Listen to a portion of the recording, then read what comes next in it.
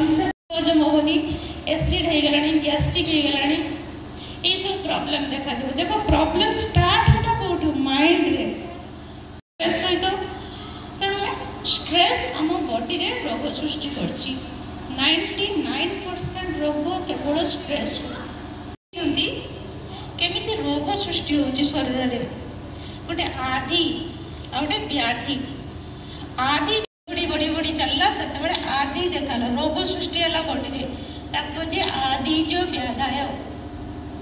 Out होछि अनादिज जोटा कि बाहरी डिजीज रो स्टार्ट होछि। बुझिवा शक्ति भूल थिले जेना रोग सृष्टि होबो तमे जदि ठीक भूल बुझि पाडो त रोग सृष्टि होबो काहेकि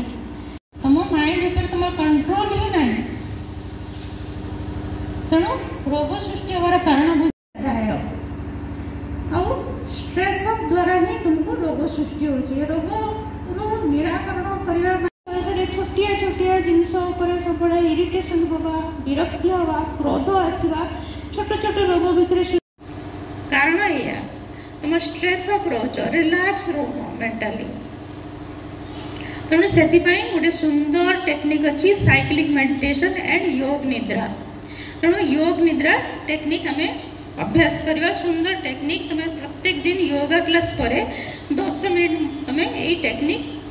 प्रैक्टिस करि तो से समस्त को टे शोया पड़ो। Lie down on your back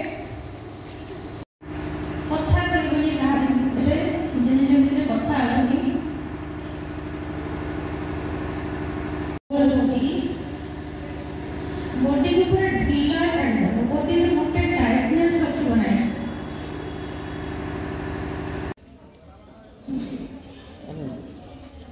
किस आरंभ करूँ sweet word smiling face simplicity sacrifice sincerity ये हाथ 5 आंगुली को मन रख ये तुम गोटे बड़ मनुष्य तैयारी स्वास्थ्य क्षेत्र में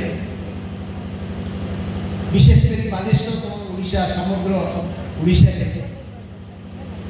एक विप्लव आरंभ हो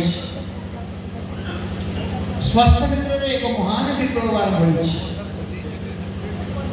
क्षेत्र में मानव अर्चना आ चित दुई जन प्रचेषार आज योग और नेचुरोपैथी जो भित्तिभूमि मूलदुआटा बालेश्वर में स्थापन क्रमश क्रमश अधिक दूरीभूत हो समग्र ओडिशा को व्यापीबार लगी। मो मैडम अर्चना आउ तुम प्रिंसिपल सार को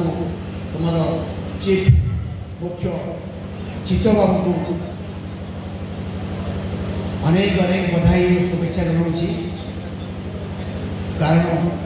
शुभेच्छा जनाइबार कारण है वर्तमान समाज में अत्याधिक आधुनिकतार मोहरे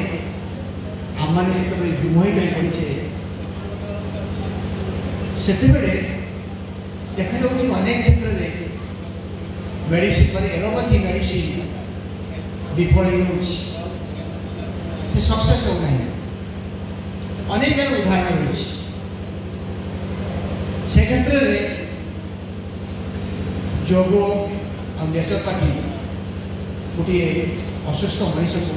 ममुष मनीष को जीवन चली जाऊा शेष बाहर मनीष को एमती योग और नेचुरोपैथी ट्रिटमेंट मृत्युमुखर पुणी जीवनदान कर अनेक उदाहरण अच्छी मत भारी आनंद लगे बहुत खुशी लगे ये अभिज्ञता मनीष मान सब चिरदिन गोटे आत्मीयता करके रखी था से आत्मीयता समस्त भितर रहू समस्ते समस्त केमी भूली न जातु आम परिवार रेड क्रॉस परिवार जिंदा रहे जमी लंग लिव आम कहने ना जमी लंग लिव आम कई क्या घर में छुआ कई पढ़ुची जाने ना किंतु आम रेड क्रॉस सब परिवार ये बड़ सान ना सार भी से जे आम सहित रोचे आम भी केमी तुम सहित रोचे बुलूचे जे आम घर को छाड़ी तुम सहित आम मिसी जाऊे ये सब बड़ परिवार मत बहुत आनंद लगे। राइट हैंड 5 years गोटे एस है स्वीट वार सब मधुर वचन कहला ये केवे भूल ये संसार भितर मधुर वचन केते रागी क्या कथा कह गोटे मधुर वचन सेकेंड है स्माइलिंग फेस सब हस खुशी कहा तो दुखर मुह देखाओनी सब हसर मुह देखा हस बांट खुशी बांट मधुर वचन कह आउ खुशी बांट। थर्ड है सिंपलिसिटी साधारण भाव बंचवा चिंता कर बहुत पैसा तुम पाखे था बहुत क्वालिफिकेशन था तुम साधारण भाव बंचले समस्त सहित मिसी पार सिंपलिसिटी। सैक्रिफाइस मनीष जीवन टे सैक्रिफाइस त्याग करवा दरकार अच्छी समस्त किसी ना कि काम करवा दरकार अच्छी जहाँ तुम आगे देखा कि किसी काम कर त्याग मनोभाव रख। लास्ट है सब बड़ इम्पोर्टाट है सिंसियरिटी समान वर्तिता जो टाइम जो जिनस कह जाए पालन करवा दरकार क्या केमी रेस्पेक्ट दवा दरकार क्या सहित मिसवा दरकार केमी क्या सहित कथा कहवा दरकार निजर कर्म को किमिति करवा दरकार ये ड्यूटी सब मन रख। सेकेंड है डिवोशन भक्ति गुरुजन मान प्रति भक्ति भावना तुम जी बड़ अच्छी प्रति भक्ति भावना रख। थर्ड है डिटरमिनेशन दृढ़ता मन भर सब रख मु सबकि जीवन में जहाँ आसो ये जन्म थे मिली आउ थे मिलू कि ना आम जाने ना ये जन्म गोटे दृढ़ दिय मु सबकि। फोर्थ है डेडिकेशन तुम सेमती अन्य मान प्रति डेडिकेट कर किसी भी भल गुण अच्छी तुम क्या दान कर डेडिकेशन।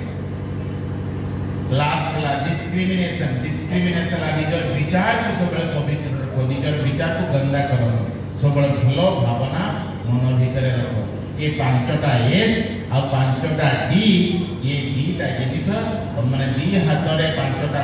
आंगुली अच्छी ये 5टा आंगुली को आज शेष दिन तुमको से आशीर्वाद तुम सब मन रख। मुझे कैंप पचारि 5D आउ 5S मुझे देखी तुम पाखे से क्वालिटी अच्छी कि नहीं जहाँ Susthithana Paridasa, who is very familiar with our organization. Sudhir Babu Subhash Babu